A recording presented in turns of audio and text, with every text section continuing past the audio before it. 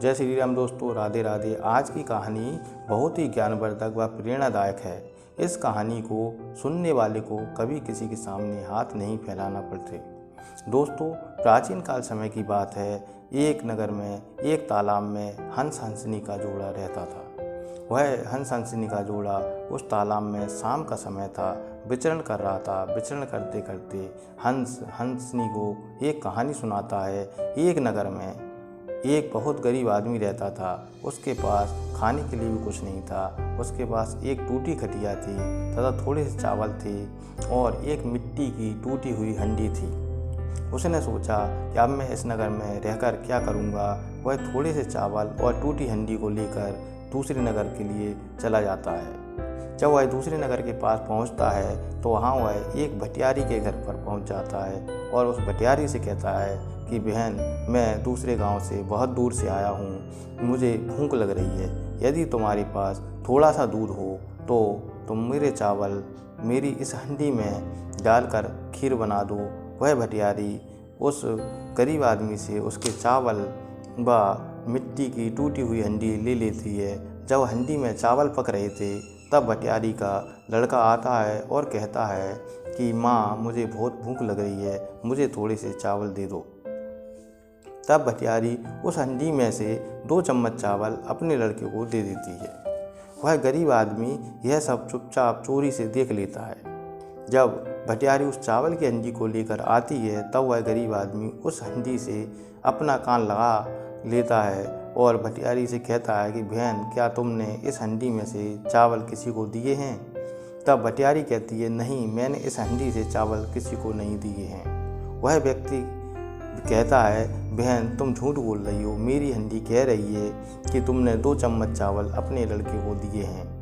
यह सुनकर भटियारी चौंक जाती है और सोचती है कि इसे कैसे पता चला कि मैंने 2 चम्मच चावल अपने लड़के को दिए हैं। और भटियारी कहती है कि क्या यह हंडी बोलती है?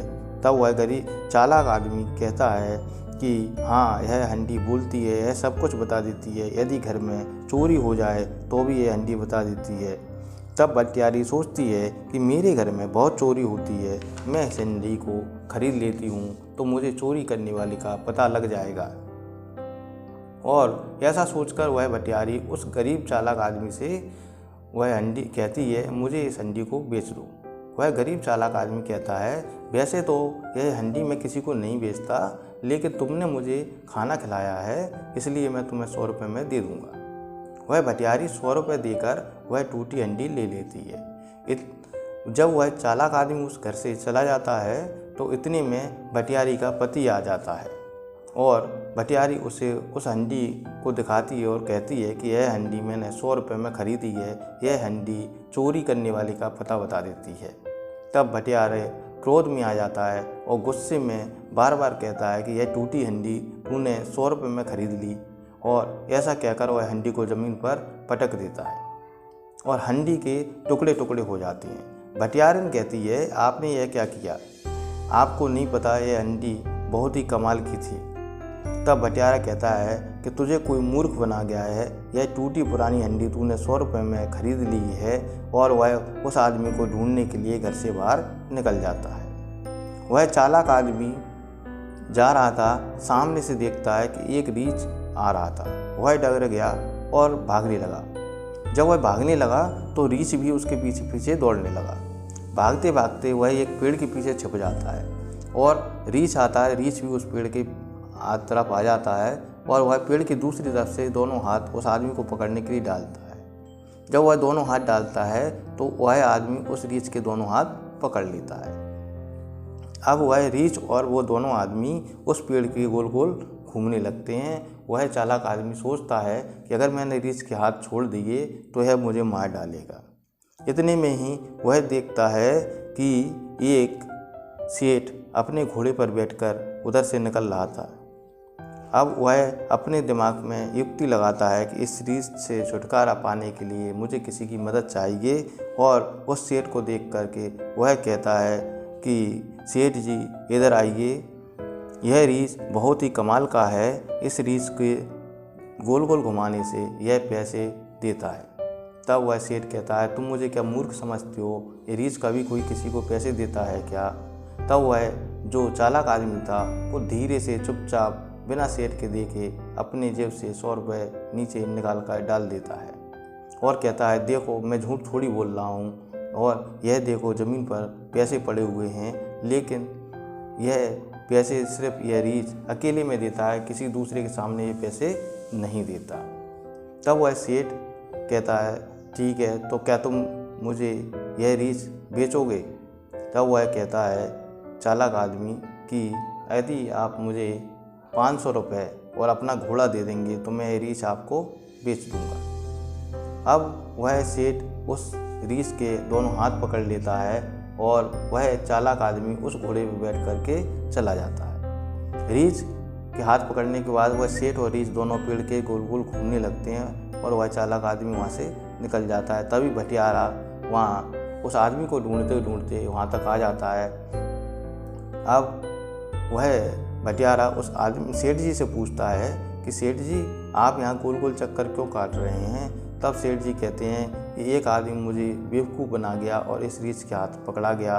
वह कह रहा था कि यह रीछ पैसे उगलता है, अब मैं इतनी देर से घुमा रहा हूँ लेकिन इसने कोई पैसे नहीं उगले हैं, और अगर मैं रीछ को छोड़ दूँगा तो यह मुझे मार देगा। तब वह भटियारा उस रीछ को मार देता है और मार के सेठ जी को आज़ाद करा लेता है। तब वो सेठ और भटियारा दोनों उस चालाक आदमी को ढूंढने के लिए निकल पड़ते हैं। उधर वह चालाक आदमी घोड़ा लेकर के एक वेश्या के घर पहुंच जाता है। वहां पहुंच करके वह उस वेश्या से कहता है कि मैं दूसरे गांव से आया हूं, दूसरे नगर से आया हूं, मुझे एक रात सोने के लिए अपने घर में जगह दे दो। वह कहती है, ठीक है, आप तुम एक जगह एक कमरे में सो जाओ।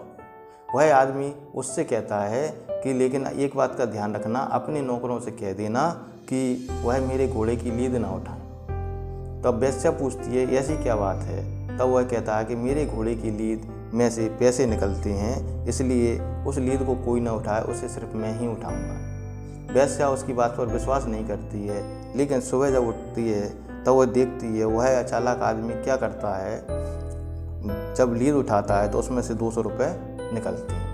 वह चालाक आदमी रात में ही अंधेरे में चुपचाप उसमें 200 रुपये छुपा देता है। यह देखकर वेश्या का मन लालच में आ जाता है और वह सोचती है, यह घोड़ा मैं अगर इससे ले लूं तो इसकी लीद से मुझे बहुत सारे पैसे मिल जाएंगे। वह उस व्यक्ति से कहती है कि तुम यह घोड़ा मुझे दे दो, मैं इस घोड़े को लेना चाहती हूँ, मुझे बहुत पैसों की आवश्यकता है। तब वह आदमी उस वेश्या से कहता है कि चूँकि तुमने मुझे अपने घर में रुकाया है, मैं वैसे घोड़ा किसी को नहीं बेचता, लेकिन तुम्हारा मेरे ऊपर उपकार है, इसलिए मैं घोड़ा तुम्हें 10,000 रुपये में दे सकता हूँ। वेश्या वह घोड़ा 10,000 रुपये में ख़रीद लेती है।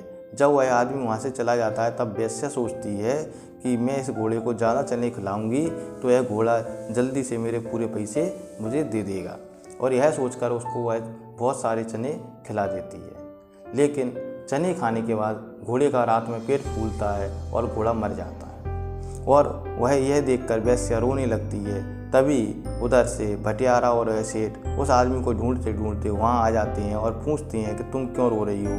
तब वेश्या उन्हें सारा किस्सा सुना देती है। तब वह कहते हैं कि वह आदमी तुम्हें भी मूर्ख बना गया है। तब वह तीनों राजा के पास उस आदमी की शिकायत लेकर जाते हैं और कहते हैं कि महाराज, उस आदमी ने हम सबको बेवकूफ़ बनाया है, मूर्ख बनाया है। तब राजा अपने सैनिकों को भिजवाकर उस आदमी को पकड़वा लेता है और उस आदमी से कहता है कि तुमने इनके पैसे ठगे हैं।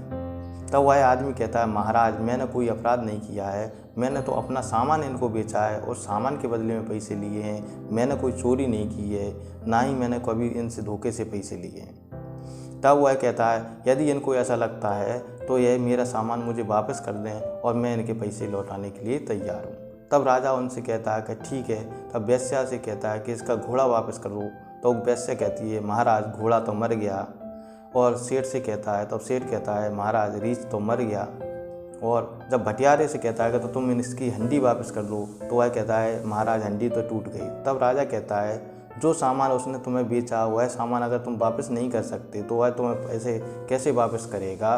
जब उसने सामान के बदले में पैसे लिए हैं, वह अपराधी नहीं है, उसने तुम्हें सामान बेचा है और तुमने अपनी मूर्खता के कारण वह सामान ज़्यादा पैसों में खरीद लिया है, इसलिए उसकी कोई गलती नहीं है, उसे माफ़ किया जाता है। और दोस्तों, इस तरह से किसी भी व्यक्ति द्वारा आप मूर्ख ना बनें, अपनी बुद्धि का प्रयोग करें और सोच समझकर सामान खरीदें। कभी भी किसी की बातों में ना आए, किसी की झांसे में ना आए। इस तरह से हंस हंसनी को यह कहानी सुनाता है कि जो व्यक्ति दूसरों की बातों में आ जाता है, दूसरों के लालच में आ जाता है, ऐसा व्यक्ति हमेशा मुसीबत में पड़ जाता है।